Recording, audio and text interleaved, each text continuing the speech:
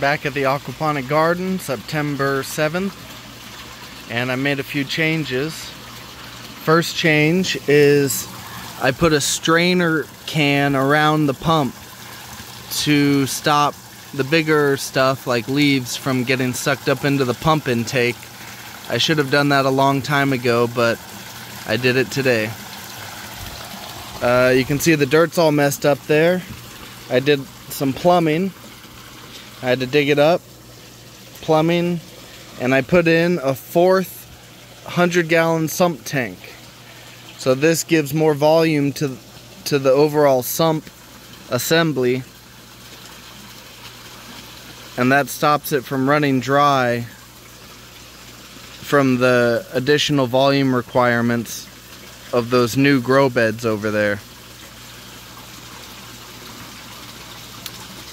Beyond that, I haven't really done much.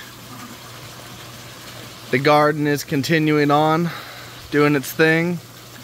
I did go through and do some routine maintenance, clearing pipes, adjusting flows, and overall, pretty simple.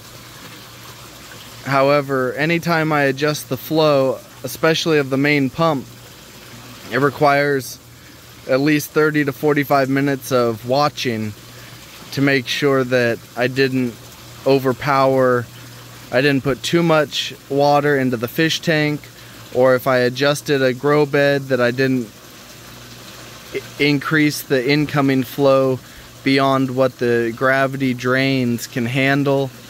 I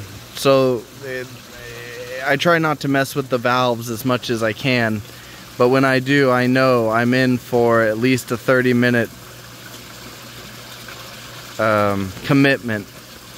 Although sometimes it's even longer than that. It takes time for the difference in water flow to propagate through the entire system. In this sump tank, I'm growing out frog bit. The local pet shop likes it, so I'm growing it out. I've got a mix of duckweed and sylvania, another type of floating plant. And in this tank, it is well seeded with the sylvania duckweed mix, although the sylvania is definitely winning out.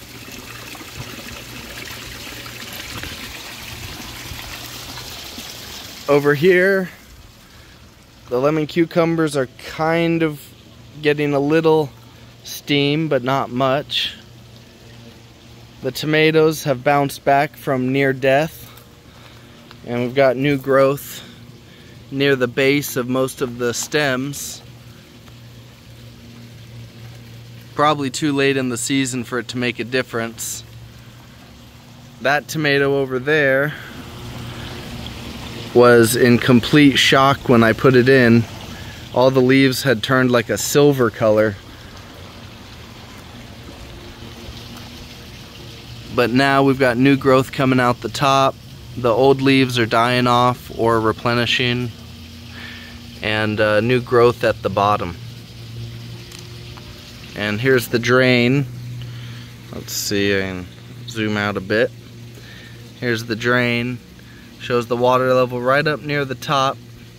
So that tells me I've got a little too much flow coming into this grow bed, but I'm not going to adjust it yet because these grow beds, all of them, are on a 1 hour on, 1 hour off cycle. However, with my experimenting with the new flows, I've been running it for more than an hour. So this may not be indicative of the final equilibrium that the grow beds are going to achieve in a 1 hour period. I want the water to come up in these grow beds, and I don't care if it takes half an hour for it to drain out. I want the water level to come up to reach the roots. If the water only fills up the first inch of the grow bed, it's really no good for me. I have to rely on the water wicking up through the substrate as opposed to getting soaked with the water. So that's the story on that. There's a lot of nuances when you're dealing with water flows. You have to have a whole model in your head. Okay, that's all the news that's fit to print. Until next time.